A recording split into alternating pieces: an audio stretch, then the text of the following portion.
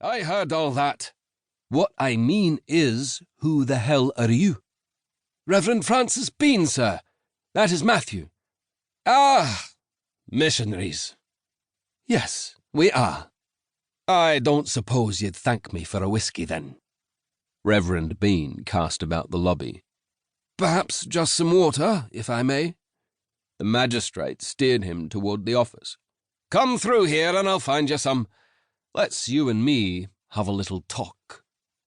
They sat on either side of a rosewood writing desk, McIntyre cupping his chin in his hand, Reverend Bean fidgeting in his chair, wiping his hands on his trousers, picking at his shirt hem.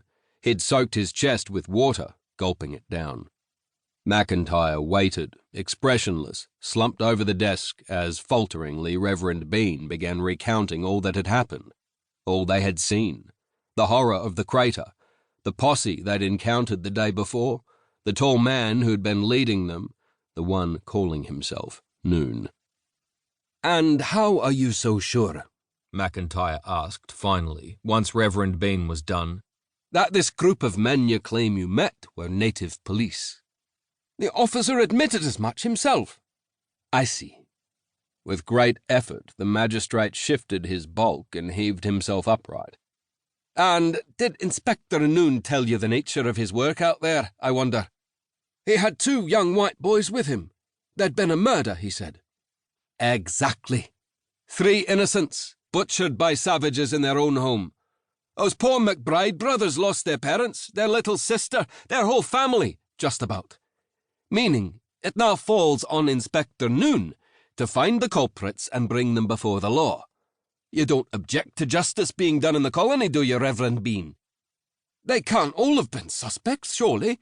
There were women and children in that camp. It was obviously pre-planned." "Obvious to who? You? Yet you didn't try to stop them or warn the Coorong."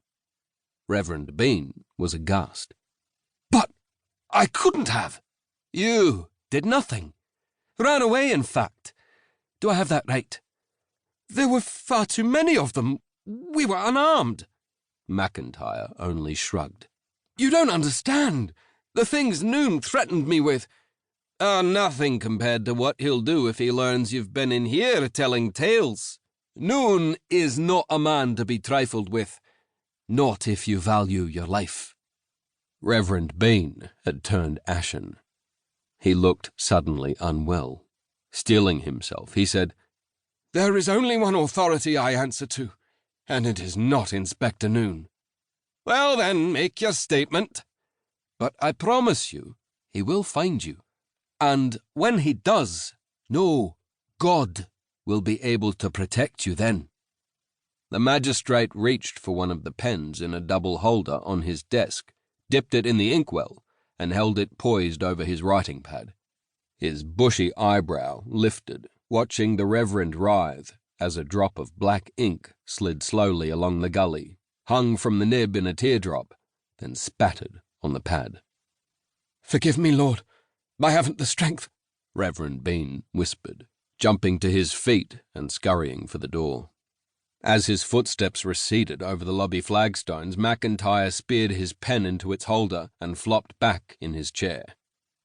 "If it's spiritual guidance you're in need of," the magistrate called after him, laughing, "there's a church at the end of the street." Outside, Matthew was sheltering in the shade of the courthouse wall. He hurried over, asked what had happened. Reverend Bean only blinked into the glare. "Father, what did he say?" "He'll take care of it now, Matthew." His voice distant, detached. "Take care how?" "We've done our duty. It's no longer our concern." Matthew glanced at the courthouse doors.